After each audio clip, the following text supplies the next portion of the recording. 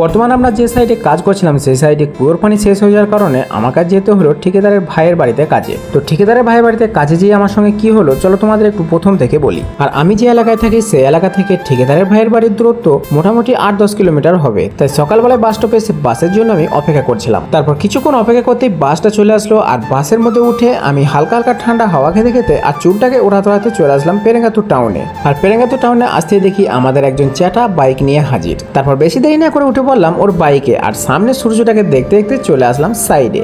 আর সাইডে আসতে দেখলাম আজ আমাদের কাজ হচ্ছে এইদিকে বাইরে। তো বেশি দেরি না করে ফটাফট ড্রেসটিকে চেঞ্জ করে লেগে গেলাম কাজে। তো হাইটে এখন আমাদের বাঁধা কমপ্লিট হয়নি, তো হাইটে আরো কিছু কাজ বাকি আছে, তো চলো হাইটিকে কমপ্লিট করে ফেলি। তো অনেকক্ষণ বাঁধাবাঁধি করার পর ফাইনালি হাইটটি কমপ্লিট করে ফেললাম। তারপর হাতুড়ির ছেলেটিকে নিয়ে এক লাফ দিয়ে আমি উঠে পড়লাম হাইটের উপরে। আর তারপরেই দেখি আমাদের মোহনলাল চ্যাটা ঠোকাঠুকি আরম্ভ করে দিয়েছে। তো আমি মোহনলাল চ্যাটাকে বললাম আমার বন্ধুদের একটু সকাল সকাল হাই জানিয়ে দিতে। তো মোহনলাল চ্যাটা ফটাফট হাই জানিয়ে দিল। তো বন্ধুরা সবাই কিন্তু মোহনলাল চ্যাটার জন্য অবশ্যই কিন্তু ভিডিওটা একটা লাইক করে দিও। তারপর ইয়ার্কি ফুচকুমাটা সাইডে রেখে লেগে গেলাম কাজে। তো মোটামুটি খাওয়ার আগে অবধি আমরা এই অবধি কাজটা কমপ্লিট করার পর আমরা চলে গেলাম খেতে। আর খাওয়া দাওয়ার পর এসে দেখলাম রোডটা কিন্তু সেই লেভেলের বেড়ে গিয়েছে। তো যাই হোক আবার দেখা হচ্ছে পুরো কাজটা কমপ্লিট করার পরে। তো মোটামুটি লম্বা একটা যুদ্ধ করার পর ফাইনালি আজকের কাজটা আমরা শেষ করলাম। তো কাজটা কেমন হয়েছে অবশ্যই কিন্তু কমেন্টে জানাবে। তো আজ এই পর্যন্তই, দেখা হচ্ছে নেক্সট একটি ব্লগে।